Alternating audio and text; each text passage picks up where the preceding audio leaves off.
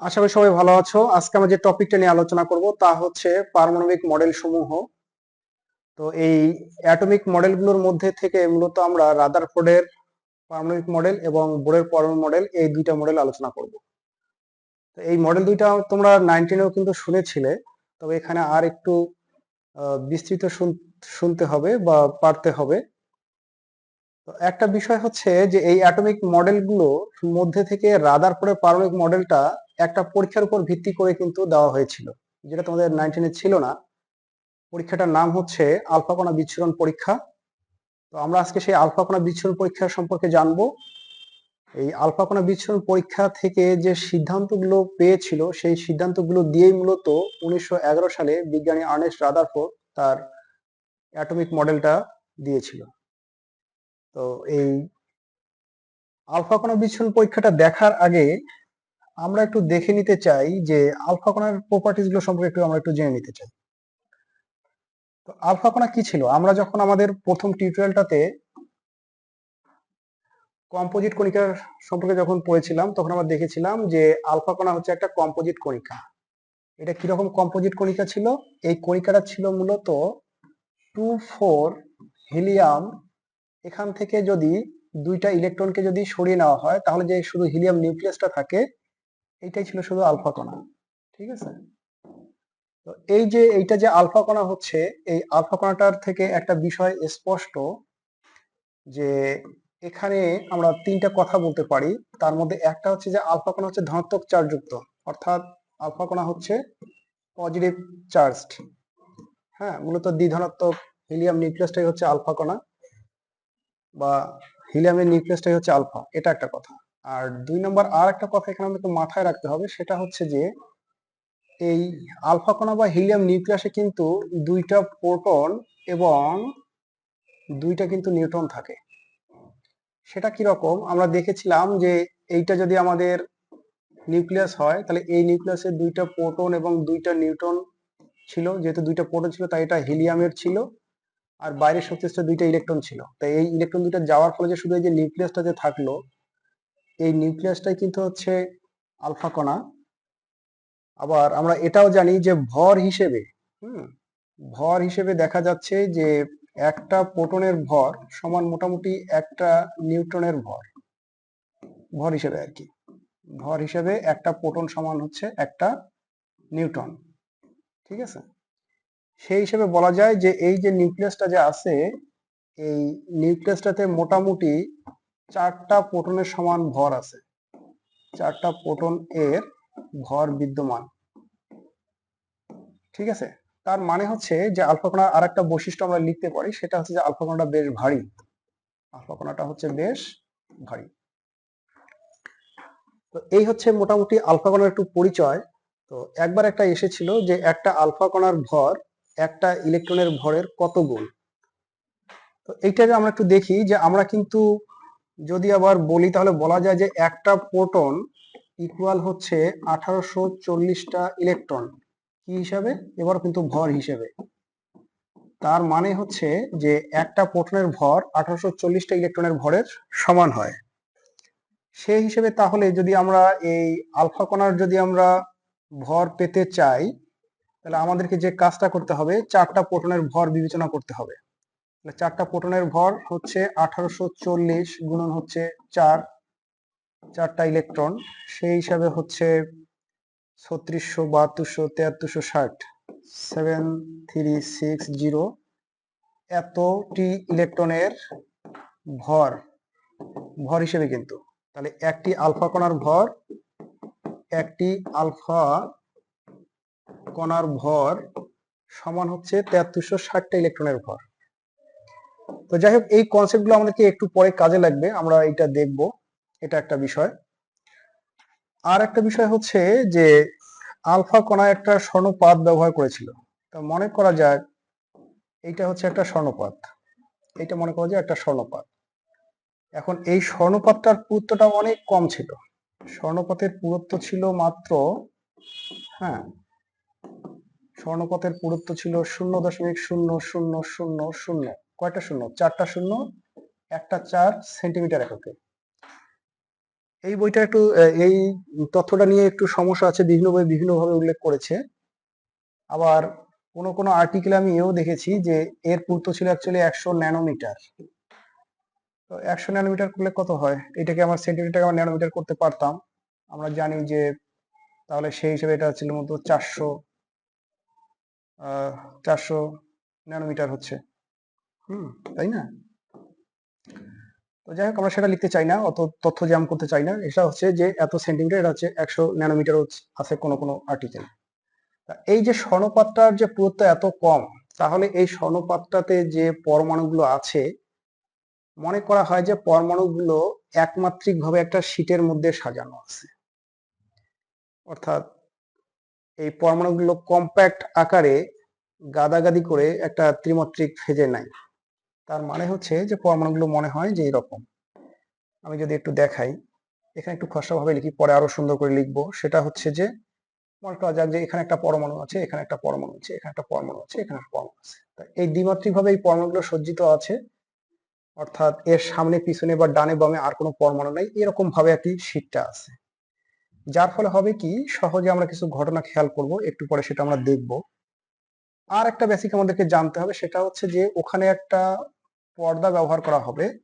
এই পর্দাটাতে জিঙ্ক সালফাইডের পর্দা থাকবে, এইটা প্রলেপ দেওয়া থাকবে, প্রলেপ যুক্ত পর্দা, জিঙ্ক সালফাইড প্রলেপ যুক্ত পর্দা দেওয়া থাকবে। তো জিঙ্ক সালফাইডের প্রলেপ দেওয়ার কারণ হচ্ছে যে জিঙ্ক সালফাইডের একটা বিশেষ বৈশিষ্ট্য হচ্ছে এটা একটা হচ্ছে ফসফরধর্মী পদার্থ। তার মানে হচ্ছে যে উচ্চ গতিসম্পন্ন কণা যখন এই পর্দাটাকে যখন আঘাত করবে, তো যে জায়গাটাতে আঘাত করে সেই জায়গাটাতে একটা উজ্জ্বল আলোর সৃষ্টি হবে। এই উজ্জ্বল আলো দেখে বোঝা যাবে যে আলফা কণাগুলো কিভাবে গিয়েছে, সোজা গিয়েছে নাকি বেঁকে গিয়েছে। কারণ আলফা কণার উৎস থেকে এরা কত ডিগ্রি কোণে গেছে বা তার অবস্থানটা কোথায়, তার মধ্যকার দূরত্ব নির্ণয় করে এখানে মাইক্রোস্কোপ ব্যবহার করা হয়। যদিও তোমাদের বইগুলোতে মাইক্রোস্কোপের বিষয়টা উল্লেখ করা নাই। তো মাইক্রোস্কোপ দিয়ে দেখা হয় যে এখান থেকে যে আলফা কণাটা নির্গত করা হলো, এটা সোজা গেল নাকি এখানে গিয়ে আলোকিত করলো নাকি এখানে আলোকিত করলো। তো যদি সোজা যায় তাহলে অ্যাঙ্গেল স্বাভাবিকভাবেই মনে করো যে 0 হচ্ছে। আর যদি দেখা যায় যে এখানে যাচ্ছে তাহলে একটা নির্দিষ্ট একটা অ্যাঙ্গেল করে যাচ্ছে। হ্যাঁ, যাওয়ার কথা ছিল এখানে, যাচ্ছে এখানে। এরকম থিটার একটা হিসাব নিকাশ আছে, যেটা কিন্তু তোমাদের বইয়ে নাই। তো আমরা বইয়ের মধ্যেই আলোচনা সীমাবদ্ধ রাখবো, অর্থাৎ খুব বেশি জটিল করব না। শেখার সময় অনেক আছে, আগে বেসিকটা আগে বুঝো, তারপর বেসিক যখন ক্লিয়ার হয়ে যাবে তখন নিজের ইচ্ছা মতো জানার পদ্ধতি তোমরা বাড়াইতে পারবা, ওটা কোনো সমস্যা নাই। ঠিক আছে? তো যাই হোক, এখন আমরা মূল আলোচনায় চলে যাই। সেটা হচ্ছে যে আমরা আসলে আজকে পড়বো যে রাদারফোর্ডের আলফা কণা বিচ্ছুরণ পরীক্ষা। তো রাদারফোর্ডের এই আলফা কণা বিচ্ছুরণ পরীক্ষা, এখানে মূলত আমাদেরকে দেখতে হবে এদের যন্ত্র সজ্জাটা বা যন্ত্র ব্যবস্থাটা কেমন ছিল। তো রাদারফোর্ডের আলফা কণা বিচ্ছুরণ পরীক্ষায় যে যন্ত্র ছিল তার মধ্যে প্রথমে এরকম একটা বিষয় ছিল যে একটা লেড বাক্সের মধ্যে, এটা মনে করা যাক যে একটা দাগ একটু বাঁকাই হচ্ছে, এটা একটা লেড বাক্স। ঠিক আছে? এই লেড বাক্সের মধ্যে আলফা কণার উৎস হিসেবে রেডিয়ামকে নেওয়া হয়েছিল। এটা কিসের বাক্স ছিল? এটা ছিল লেড বক্স। আর লেড বক্স কেন? লেড বক্স হওয়ার কারণ হচ্ছে যে এই লেড বা যেটাকে আমরা বলি তোমার সীসা বলি আর কি, এটা অনেক ভারী একটা ধাতু। ফলে হয় কি, এটার মধ্যে যখন কোনো তেজস্ক্রিয় মৌল রাখা হয়, হ্যাঁ, তখন এই তেজস্ক্রিয় মৌল আর এখানে যে রেডিয়েশনটা করে সেটা বাইরে যেতে পারে না, শুধু নির্দিষ্ট প্যাসেজের মধ্যে দিয়ে যেতে পারে। তো এখানে একটা খোলা একটা রাস্তা রাখা হয়, এই রাস্তা দিয়েই কিন্তু মূলত আলফা কণাকে নির্গত করা হবে। এখান থেকে আলফা কণা নির্গত হয়ে এই দিকে যাবে, অর্থাৎ এখানে আমাদের আলফা কণা পাওয়া যাবে। আলফা কণা হচ্ছে দ্বিঘাতক হিলিয়াম নিউক্লিয়াস। আচ্ছা, আর একটা কাজ করা হয়, কাজটা হচ্ছে এরকম যে এখানে তোমার একটা স্বর্ণপাত নেওয়া হয়। তো মনে করা যাক যে এইটা হচ্ছে একটা স্বর্ণপাত। হ্যাঁ, এই স্বর্ণপাতে অনেকগুলো পরমাণু আছে, তার মধ্যে আমি কয়েকটা পরমাণু দিচ্ছি। মনে করা যাক যে এটা একটা পরমাণু, এটা কি এখানে শুট করছে। আর তো মনে করা যাক যে এইরকম একটা তোমার স্বর্ণপাত একটা নেওয়া হলো। এই স্বর্ণপাতটার পুরুত্ব ছিল মাত্র, এটা একটা স্বর্ণপাত, এটার পুরুত্বটা ছিল খুবই কম, যেটা একটু আগে আমরা ওই পাতায় লিখলাম 0.1টা 2টা 3টা 4টা 0 একটা 4 সেন্টিমিটার। আর এইটার পিছনে একটা পর্দা রাখা হয়েছিল। এই পর্দাটাতে কি করা ছিল? এই পর্দাটাতে জিঙ্ক সালফাইডের একটা আস্তরণ দেওয়া ছিল। এটাতে জিঙ্ক সালফাইডের প্রলেপযুক্ত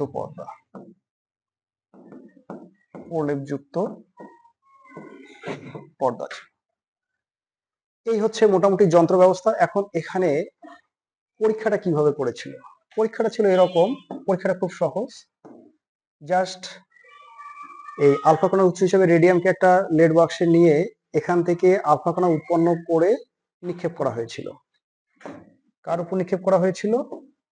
এখানে অধিকাংশ ক্ষেত্রেই আলফা কণাগুলো এরকম সনপথ ভেদ করে সোজা চলে যাচ্ছিল। ঠিক আছে, একটু সোজা করে একটু লিখি। এটা সোজা চলে যায় এবং জিঙ্ক সালফাইডের যে জায়গায় আঘাত করে সে জায়গাটা তোমার রঙিন অবস্থার সৃষ্টি হয়। আমি এটা একটু কপি করি। তারপর মনে করা যাক যে এটা একটা, তারপর এটা একটা, বা এখান থেকে মনে করো এদিক দিয়ে যাচ্ছে, এবং আরো ধরি যে এইরকম কিছু রেখা পাওয়া যায়। অধিকাংশ ক্ষেত্রে যেটা হয় সেটা হচ্ছে যে এই রেখাগুলো এইরকম সনপথকে ভেদ করে যায় এবং জিঙ্ক সালফাইডের যে জায়গায় আঘাত করে সেই জায়গায় উজ্জ্বল আলোর সৃষ্টি হয়। এই জায়গাতে উজ্জ্বল আলোর সৃষ্টি হচ্ছে। আচ্ছা, আর এক ধরনের রেখা পাওয়া যায়। সে সময় দেখা যায় যে এই যাওয়ার সময় আলফা কণাগুলো কিছু দূর যাওয়ার পর তাদের গতিপথ পরিবর্তন করে বেঁকে যায়। যাওয়ার কথা ছিল সোজা, কিন্তু সোজা না গিয়ে বেঁকে যায়।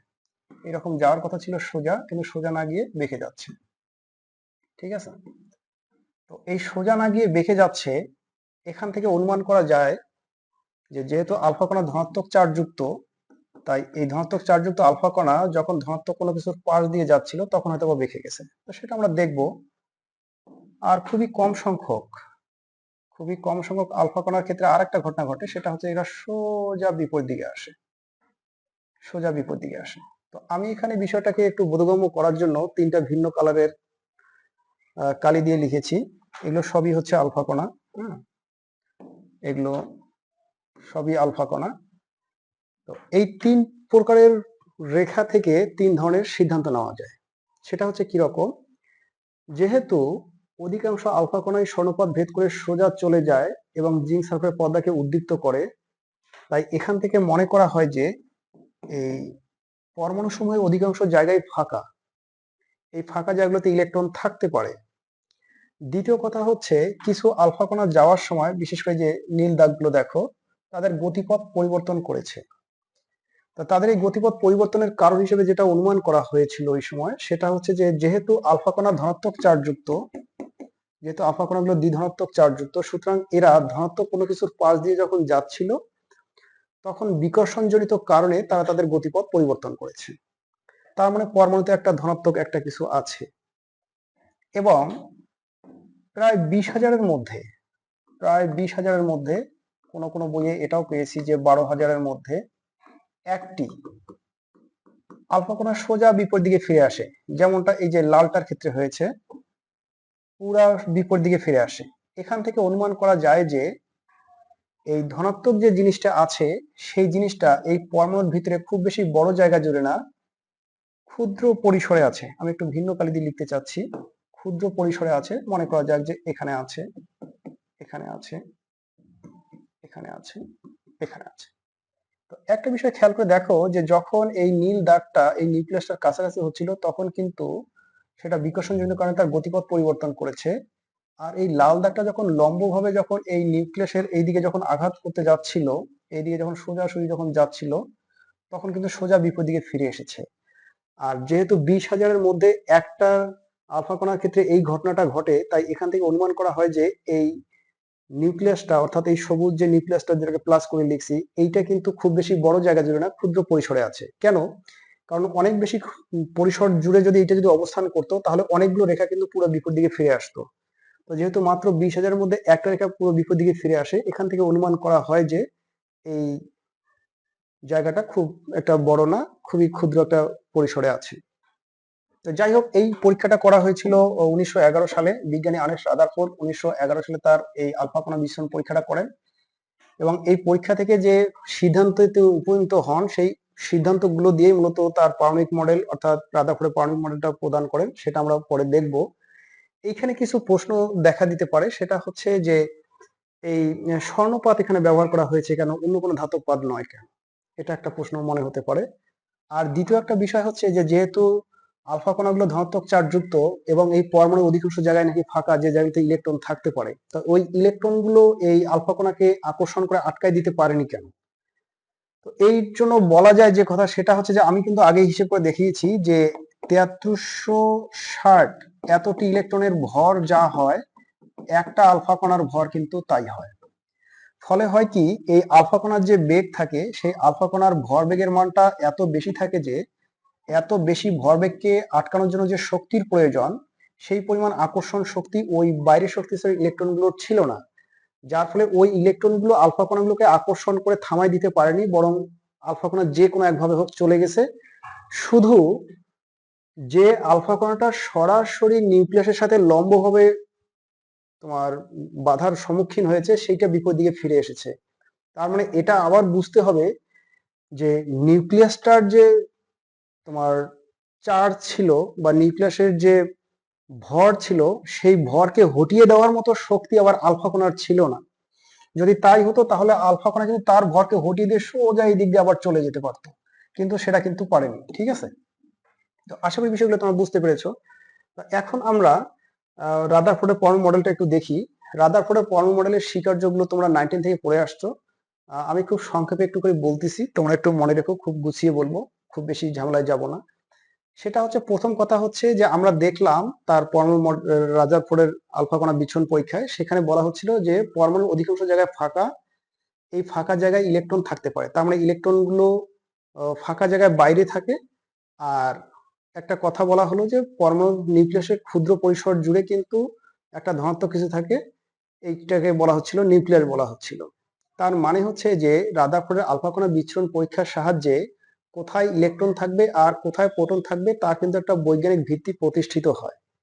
এই বৈজ্ঞানিক ভিত্তি প্রতিষ্ঠিত হয়েছিল, সেগুলোই মূলত রাদারফোর্ডের পারমাণবিক মডেলে উল্লেখ করা হয়েছে। তো মডেলের মূল স্বীকার্যগুলো ছিল এরকম যে পরমাণুর কেন্দ্রে ক্ষুদ্র পরিসরে একটা ধনাত্মক নিউক্লিয়াস থাকে। 2 নম্বর কথা ছিল যে এই নিউক্লিয়াসটাতে সম্পূর্ণ পরমাণুর ভর নির্ভর করে, অর্থাৎ সম্পূর্ণ পরমাণুর ভর মূলত এই কেন্দ্রের মধ্যে কেন্দ্রীভূত থাকে। 3 নম্বর কথা হচ্ছে যে নিউক্লিয়াসটাতে যতগুলো প্রোটন থাকে, ঠিক ততগুলো ইলেকট্রন নিউক্লিয়াসের চতুর্দিকে অবস্থান করে, ফলে পরমাণুটা চার্জ নিরপেক্ষ হয়। 4 নম্বর কথা হচ্ছে যে ইলেকট্রনগুলো নিউক্লিয়াসকে কেন্দ্র করে আবর্তনরত অবস্থায় থাকে, যেমন সৌরজগতের ক্ষেত্রে সূর্যকে কেন্দ্র করে গ্রহগুলো আবর্তনরত অবস্থায় থাকে। ঠিক আছে, 5 নম্বরে বলা হচ্ছে যে যেহেতু ইলেকট্রনগুলো বৃত্তাকার কক্ষপথে নিউক্লিয়াসকে অর্থাৎ ধনাত্মক চার্জযুক্ত নিউক্লিয়াসকে কেন্দ্র করে আবর্তনরত অবস্থায় থাকে, তাই এ সময় ইলেকট্রনগুলোর কেন্দ্র বিমুখী বল এবং ইলেকট্রনের সাথে নিউক্লিয়াসের আকর্ষণ জনিত কারণে যে তোমার স্থির বৈদ্যুতিক আকর্ষণ বল সৃষ্টি হয়, অর্থাৎ কেন্দ্রমুখী বলের সৃষ্টি হয়, এই বল দুইটা পরস্পর সমান হয়, ফলে পরমাণুটা সমভার করে। তো এই কথাগুলোই উনি তার পরমাণু মডেলে উল্লেখ করলেন। তো এই মডেলটা থেকে তোমরা একটু পড়ে নেবা। আমি একটু এই স্বীকার্যগুলোর পাশাপাশি একটু সীমাবদ্ধতাগুলো সম্পর্কে তোমাকে একটু ডিটেলস একটু বলি।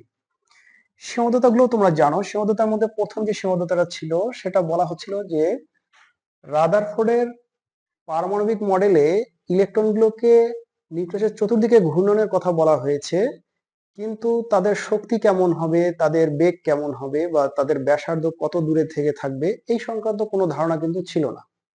তার মানে রাদারফোর্ডের পরমাণু মডেলে ইলেকট্রনের শক্তি স্তরের কোনো ধারণা ছিল না। এটা একটা মূল সমস্যা।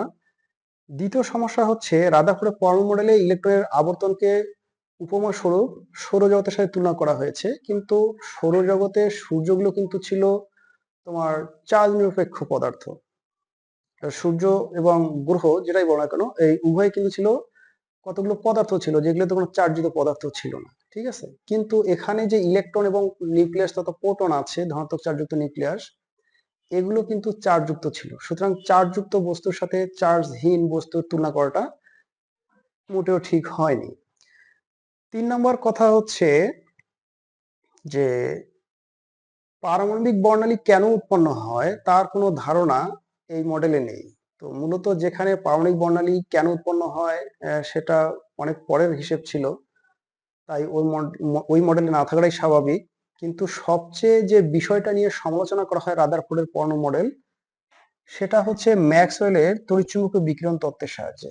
তো আমরা একটু ম্যাক্সওয়েলের তড়িৎচুম্বকীয় বিকিরণ তত্ত্বটা একটু দেখে নেই। ম্যাক্সওয়েলের তড়িৎচুম্বকীয় বিকিরণ তত্ত্বে বলা হচ্ছে যে এইটা যদি একটা চার্জযুক্ত কণা হয় এবং এইটা যদি বৃত্তাকার পথে যদি গতিশীল থাকে, তাহলে এই চার্জযুক্ত কণাটা ক্রমাগতভাবে শক্তি হারাবে।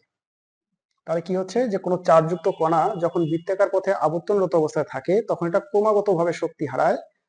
ফলে প্রথমবার সেটা যত পরিমাণ শক্তি নিয়ে আবর্তনরত অবস্থায় থাকবে, দ্বিতীয়বার তত পরিমাণ শক্তি তার থাকবে না, কিছু শক্তি হারাবে, তাই শক্তি আর থাকবে না। আর শক্তি যদি না থাকে তাহলে তার বৃত্তাকার পথের যে ব্যাসার্ধ আছে এই ব্যাসার্ধটা আর আগের মতো হবে না, তার চেয়ে কিছুটা কম হবে। তো শক্তি যতই কম হবে তার বৃত্তাকার পথের ব্যাসার্ধ ততই কম হবে।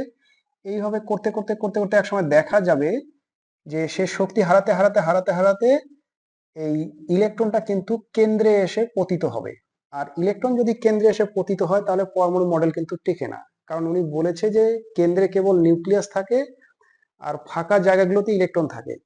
কিন্তু ইলেকট্রন যদি নিউক্লিয়াসকে কেন্দ্র করে যদি আবর্তনরত অবস্থায় থাকে এবং ক্রমাগত শক্তি হারায়, তাহলে ম্যাক্সওয়েলের তড়িৎচুম্বকীয় বিকিরণ তত্ত্ব অনুযায়ী বলা হচ্ছে যে কোনো না কোনো এক সময় এই ইলেকট্রন কি হবে, নিউক্লিয়াসে পতিত হবে। আর নিউক্লিয়াসে যদি পতিত হয় তাহলে ওই মডেলের যে স্বীকার্যগুলো ছিল সেই সবগুলো স্বীকার্য ভুল হয়ে যাচ্ছে, মানে পর্ন মডেলটা টিকছে না, এরকম একটা বিষয় আর কি। তবে এই কথা ঠিক যে এই ম্যাক্সওয়েল যে তড়িৎচুম্বকীয় বিকিরণ তত্ত্ব আছে, এখানে যে বলা হচ্ছে যে ক্রমাগত ভাবে ইলেকট্রন শক্তি হারায়, এই কথাটা কিন্তু খুব একটা ঠিক না। কেন ঠিক না সেটা আমরা পরের মডেলে বুঝবো। তো যাই হোক, এখন আমরা নিলস বোরের পর্ন মডেলটা আলোচনা করব। তো এই 1911 সালে বিজ্ঞানী আর্নেস্ট রাদারফোর্ড যখন তার পর্ন মডেলটা দিলেন, তার ঠিক 2 বছর পরে 1913 সালে বিজ্ঞানী নিলস বোর এই মডেলটাকে কিছু সংশোধন করলেন। সংশোধনটা কেমন ছিল? এই নিলস বোরের পর্ন মডেলে মূলত উনি 3টা ধারণা দেওয়ার চেষ্টা করেছেন। একটা হচ্ছে শক্তি স্তর সম্পর্কিত ধারণা, আর একটা হচ্ছে কৌণিক ভরবেগ সম্পর্কিত ধারণা এবং বর্ণালী সম্পর্কিত ধারণা। তো শক্তি স্তর সম্পর্কিত ধারণা কিরকম ছিল? নিলস বোর ওই সময় দেখলো যে ম্যাক্সওয়েল যেহেতু বলতেছে যে ইলেকট্রন নিউক্লিয়াসের মধ্যে পতিত হতে যাচ্ছে, তাহলে তো মডেল টেকে না। তো ওই জন্য নিলস বোর বলল এইটা যদি একটা পরমাণু হয় আর এইটা যদি পরমাণুর যদি নিউক্লিয়াস হয়, তাহলে ইলেকট্রন গুলো এই নিউক্লিয়াসটাকে কেন্দ্র করে কতগুলো বৃত্তাকার পথে আবর্তনরত অবস্থায় থাকে। তো যখন এই ইলেকট্রনগুলো বৃত্তাকার পথে আবর্তনরত অবস্থায় থাকে, তখন এই ইলেকট্রনগুলোর শক্তির কোনো পরিবর্তন হয় না। কি হয় না? ইলেকট্রনের শক্তির পরিবর্তন হয় না, শক্তির পরিবর্তন হয় না। তো যেহেতু ইলেকট্রন আবর্তনের সময় তার শক্তির কোনো পরিবর্তন হয় না, তার মানে ইলেকট্রন সর্বদাই একটা নির্দিষ্ট শক্তি নিয়ে এই কক্ষপথগুলোতে আবর্তনত অবস্থায় থাকে। এই জন্য এই কক্ষপথগুলোকে বলা হচ্ছে স্থির কক্ষপথ বা স্থির শক্তি স্তর কক্ষপথ, বা সংক্ষেপে স্থির কক্ষপথ বলা হচ্ছে। স্থির কক্ষপথ মানে কক্ষপথ যে স্থির থাকে এমনটা না, মূলত কক্ষপথের শক্তিটা সর্বদাই একই রকম থাকে, কখনো কম বেশি হয় না। ফলে ইলেকট্রন যখন ওই কক্ষপথে যখন চলাচল করে তখন কিন্তু এর ইলেকট্রনের শক্তির কোনো পরিবর্তন হয় না। আচ্ছা, ভালো কথা। তারপর দ্বিতীয়ত বলতেছে যে এই ইলেকট্রনটার স্থির কক্ষপথ কিন্তু অরবিটও বলা হয়, একে অরবিটও বলে, অরবিট। দ্বিতীয়ত কথা হচ্ছে এই ইলেকট্রন যখন আবর্তনরত অবস্থায় থাকে তখন তার বেগ যদি ভি হয় এবং ইলেকট্রনের ভর যদি এম হয়, তবে বলতেছে যে এই সকল বৃত্তাকার পথে আবর্তনরত ইলেকট্রনগুলোর কৌণিক ভরবেগ এম ভি আর এই শর্ত দ্বারা নিয়ন্ত্রিত যে এই কৌণিক ভরবেগের মানটা h/2 এর অখণ্ড গুণিতক হবে। কিরকম গুণিতক হবে? অখণ্ড গুণিতক হবে। অখণ্ড গুণিতক বলতে কি বোঝাচ্ছে? বোঝাচ্ছে যে এন এর মানটা এরকম হবে, 1 হবে, 2 হবে, 3 হবে, ডট ডট এরকম পূর্ণ সংখ্যা হবে, কিন্তু 0 কিংবা হাফ এরকমটা হবে না, এরকমটা হতে পারবে না। এন এর মান সবসময় পূর্ণ সংখ্যা হবে। ঠিক আছে। এখন কথা হচ্ছে যে এই যে উনি যে তার মডেলে একটা শর্ত একটা আরোপ করে দিল যে কৌণিক ভরবেগের মানটা h/2 হবে, এই জিনিসটাই কিন্তু হচ্ছে মূল ফ্যাক্টর। ঠিক আছে, কারণ ভরবেগের সাথে কিন্তু শক্তির একটা সম্পর্ক আছে। এখানে দেখো হাফ mv² করলেই কিন্তু গতিশক্তি হবে, তো সের দিকে যাব না। তাহলে এই h/2 যে আছে এইটা হচ্ছে মতো কোয়ান্টাম বলবিদ্যার মূল কথা। এই জন্য এইটাকে আমরা কোয়ান্টা হিসেবে আপাতত চিহ্নিত করে রাখতেছি, শক্তির কোয়ান্টা হিসেবে চিহ্নিত করে রাখতেছি। আর বলা হচ্ছে যে এই শক্তিটা ধারাবাহিকভাবে একরকম হবে না, বা কৌণিক ভরবেগের মানটা ধারাবাহিকভাবে হবে না, বরং নির্দিষ্ট কিছু কৌণিক ভরবেগের মান পাওয়া যাবে। তো যেহেতু মানগুলো নির্দিষ্ট কৌণিক ভরবেগ বিশিষ্ট হবে, তখন শক্তিটাও একটানা হবে না, নির্দিষ্ট কতগুলো শক্তি হবে। ঠিক আছে, এরকম বিষয়টা। এই জন্য বোরের এই পরমাণু মডেলটাকে মূলত পরমাণুর কোয়ান্টাম মডেলও বলা হয়। তাহলে পরমাণুর কোয়ান্টাম মডেল কোনটা? পরমাণুর কোয়ান্টাম মডেল হচ্ছে কিন্তু বোরের পরমাণুর কোয়ান্টাম মডেল। ঠিক আছে, তারপরে তিনি বর্ণালী সম্পর্কে ধারণা দিতে গিয়ে বললেন যে মনে করা যাক যে এইটা একটা পরমাণু, তার এটা একটা শক্তি স্তর, আর মনে করা যাক যে এটা আর একটা, এটা একটু কপি করে এখানে নিলাম, মনে করা যাক যে এটাকে আমি আর একটু ছোট করি, হ্যাঁ, করে আর একটা শক্তি স্তর করি, এইটাকে মনে করা যাক যে এর মধ্যে দেওয়া হলো। এইটা হচ্ছে একটা পরমাণু, আর এখানে দুইটা শক্তি স্তরকে দেখানো হয়েছে। মনে করা যায় যে এই পরমাণুটার নিউক্লিয়াস হচ্ছে এটা, আর এখানে কিছু ইলেকট্রন আছে, এখানে মনে করি ইলেকট্রন আছে। এখন বলা হচ্ছে যে এই যে ইলেকট্রনগুলো যে আছে, ইলেকট্রনগুলো যখন এই কক্ষপথে আবর্তনত অবস্থায় থাকে তখন তার শক্তির কোনো পরিবর্তন হয় না। ঠিক আছে, তবে এই ইলেকট্রনগুলো কিন্তু শক্তি শোষণ করে নিম্ন শক্তি স্তর থেকে উচ্চ শক্তি স্তরে আসতে পারে। এইটা হচ্ছে সে n=1 আর এটা হচ্ছে n=2। তাই নিম্ন শক্তি স্তর থেকে উচ্চ শক্তি স্তর যখন আসবে তখন কি হবে? তখন শক্তি শোষণ করবে, শক্তি শোষণ করবে।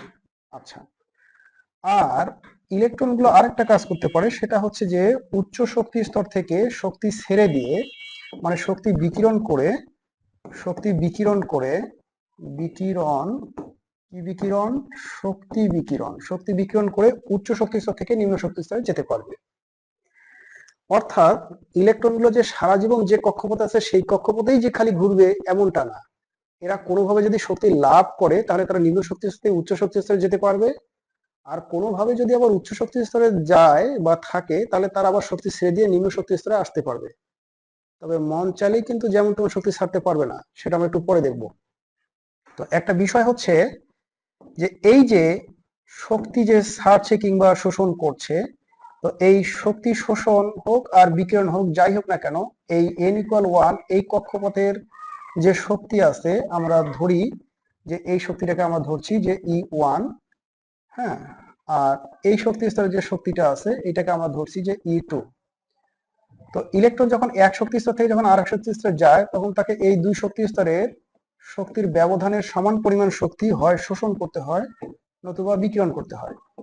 এই পরিমাণ শক্তি হয় শোষণ করতে হয় নতুবা বিকিরণ করতে হয়। এবং তিনি বর্ণালীর ধারণা দিতে গিয়ে বললেন এই শোষিত বা বিকিরিত শক্তির পরিমাণ, মানে যে দুই শক্তি স্তর ধাপান্তরিত হবে সেই দুই শক্তি স্তরের শক্তির ব্যবধানের সমান পরিমাণ শক্তি শোষণ বা বিকিরণ করে, এই শক্তিটাই, এই শোষিত বা বিকিরিত শক্তিটাই মূলত কি করে? বর্ণালী রেখার সৃষ্টি করে।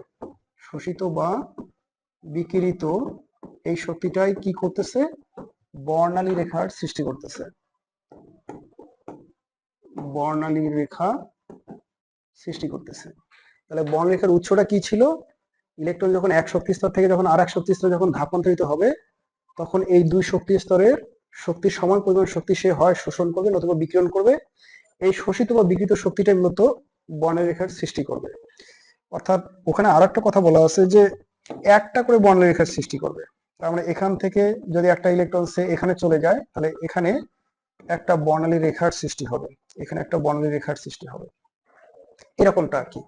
তো এই ছিল বোরের পরমাণু মডেলের স্বীকার্যগুলো। এখন আমরা এর সীমাবদ্ধতাগুলো একটু দেখব। সীমাবদ্ধতাগুলোর মধ্যে প্রথম যে বিষয়টা আলোচনা করা হয় সেটা হচ্ছে যে বোরের পরমাণু মডেলে পরমাণুগুলোকে দ্বিমাত্রিক বা চ্যাপ্টা একটা ডিস্কের মতো করে কল্পনা করা হয়েছে, যেখানে ডিস্কের কেন্দ্রে থাকে ওই ফাঁকা জায়গাটা, ওইখান থেকে নিউক্লিয়াস, আর নির্দিষ্ট দূরত্ব পর পর কতগুলো শক্তি স্তর থাকে, যেখানে থাকে ইলেকট্রন। মানে তার মডেলটা পুরোটা একটা দ্বিমাত্রিক মডেল। কিন্তু এইরকম দ্বিমাত্রিক মডেল কিন্তু পরমাণু কিন্তু নয়, পরমাণু হচ্ছে প্রকৃতপক্ষে ত্রিমাত্রিক। তার মানে এটা তার একটা সমস্যা।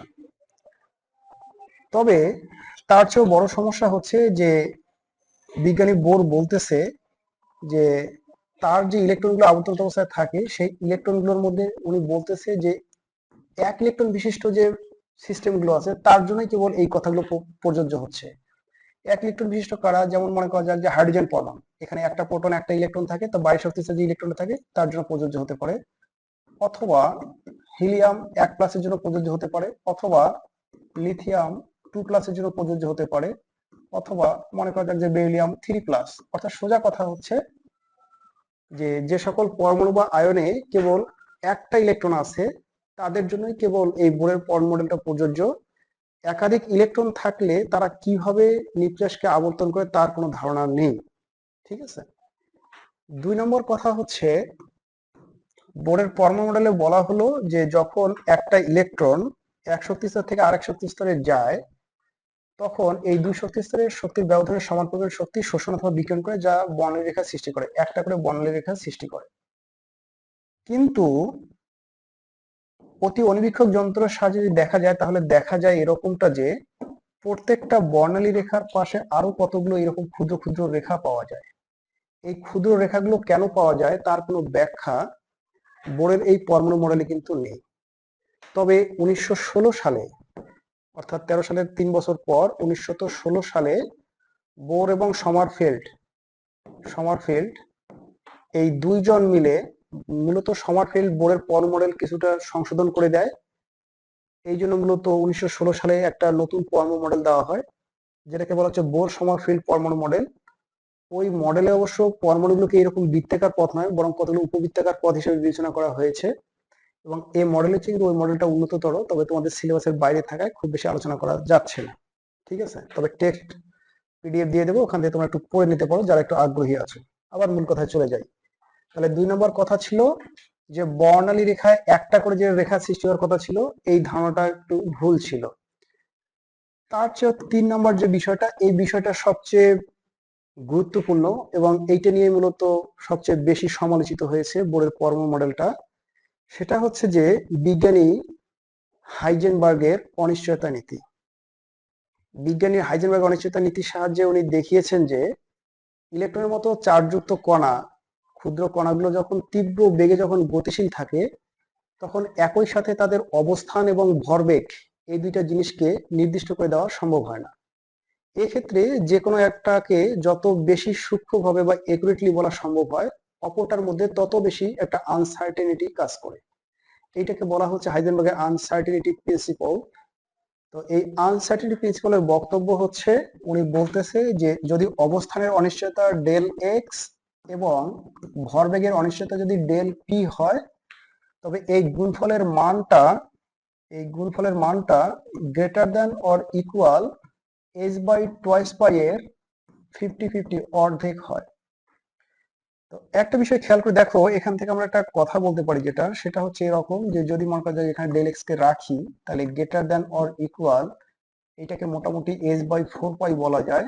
আর ইনটু করে যেটা লেখা যায় সেটা হচ্ছে 1 হচ্ছে ডেল পি। তার মানে হচ্ছে যে ডেল এক্স এর সাথে ডেল পি এর যে সম্পর্ক সেটা মোটামুটি ব্যস্তানুপাতিক। তার মানে হচ্ছে একটার অবস্থানের অনিশ্চয়তা যত কম হয় অপরটার অবস্থানের অনিশ্চয়তা তত বেশি হয়।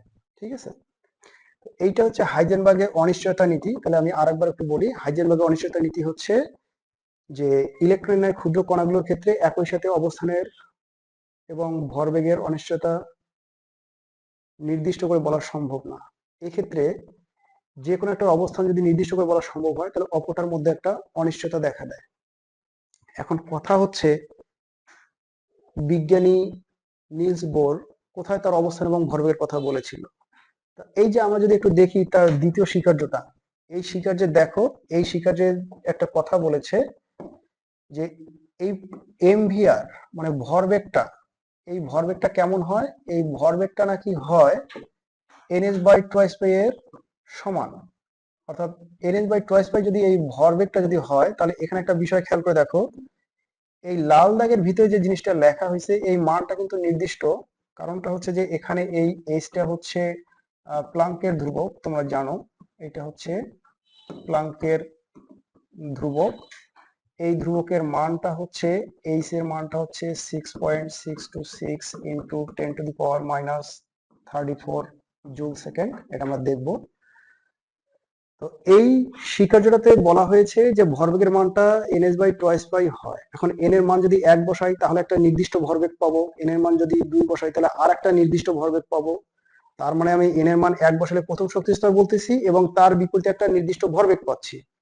আবার n ইকুয়াল যখন 2 বসাচ্ছি তখন দ্বিতীয় শক্তি স্তরকে বোঝাচ্ছি এবং তার বিপরীতে আবার একটা নির্দিষ্ট ভরবেগ পাচ্ছি। তার মানে আমার অবস্থানও প্রথম শক্তি স্তর নাকি দ্বিতীয় শক্তি স্তর এটাও যেমন নির্দিষ্ট হয়ে যাচ্ছে, পাশাপাশি ওই শক্তি স্তরে আবার ভরবেগ কত হবে ইলেকট্রন সেটাও নির্দিষ্ট হয়ে যাচ্ছে।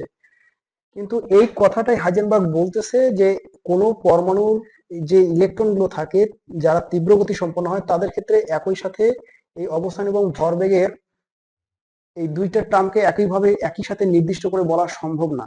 যে কোনো একটা মান যদি নির্দিষ্ট হয় তাহলে আর একটা মানের মধ্যে একটা অনির্দিষ্টতা দেখা যায়। তো প্রকৃতিতে এমন অনেকগুলো ঘটনা আছে যে ঘটনাগুলোতে কিন্তু এইরকম ঘটনা ঘটে যে একটা ঘটনা ঘটলে আরেকটা ঘটনা ঘটার কিন্তু চান্স থাকে না। সেটা কি রকম, যেমনটা মনে করা যাক যে তোমাকে বললাম যে আচ্ছা তুমি গতকাল রাতে কয়টায় ঘুমিয়েছো। এখন তুমি যদি মনে করো যে বলো যে স্যার আমি রাত 10টায় ঘুমিয়েছি, তাহলে একটা বিষয় খেয়াল করে দেখো তো, তুমি যদি 10টায় ঠিক ঘুমায় থাকো তাহলে তুমি কিভাবে দেখলা যে তখন 10টা বাজে? কারণ একটা মানুষ যখন ঘুম যায় তখন তার কিন্তু সময় দেখতে পারার কথা না। তার মানে যদি তার সময়টা যদি নির্দিষ্ট হয় যে সে 10টায় ঘুমাইছে, মানে 10টার সময়টা যদি নির্দিষ্ট হয় তাহলে বুঝে যাবে সে তখন আসলে ঘুমায়নি, কারণ ঘুমাইলে সে সময়টা নির্দিষ্ট করে বলতে পারতো না। আবার যদি এমনটা মনে করি যে না সে ঘুমাইছিল এটা ঠিক, তো সে যদি সত্যি সত্যি যদি ঘুমায় যায় তাহলে ওই সময় ঠিক একুরেট যে 10টা বাজছে এমনটা কিন্তু নির্দিষ্ট করে বলা যায় না, হয়তো বা 10টার একটু আশেপাশে হতে পারে। তো একইভাবে আমরা বলতে পারি যে যখন একটা ইলেকট্রন নিউক্লিয়াসকে কেন্দ্র করে আবর্তনরত অবস্থায় থাকে, হ্যাঁ, তখন এই ইলেকট্রনটার ক্ষেত্রে একটা নির্দিষ্ট জায়গায় অবস্থানের অনিশ্চয়তা এবং এই জায়গায় তার ভরবেগের যে অনিশ্চয়তা আছে, এই দুইটা কখনোই নির্দিষ্ট করে বলা যায় না, এদের মধ্যে একটা আনসার্টেনিটি থাকে। সেই আনসার্টেনিটির পরিমাণটা হচ্ছে গ্রেটার দ্যান অর ইকুয়াল হচ্ছে h/হচ্ছে 4 পাই। তো আশা করি তোমরা হাইজেনবার্গের অনিশ্চয়তা নীতিটা বুঝতে পারছো, এটা অনেক সময় 1 মার্কসের জন্য আসে। এই হাইজেনবার্গের অনিশ্চয়তা নীতির সাহায্যে মূলত বোরের ফর্মুলার সবচেয়ে বেশি সমালোচনা করা হয়েছে। এছাড়াও আরো অনেকগুলো ত্রুটি আছে যেগুলো তোমরা নিজেরা পড়লে একটু বুঝতে পারবা, একটু পড়ে নিও। আমরা একটু দেখি বিগত সময় এখান থেকে কোন ধরনের প্রশ্নগুলো কিভাবে আসছিল।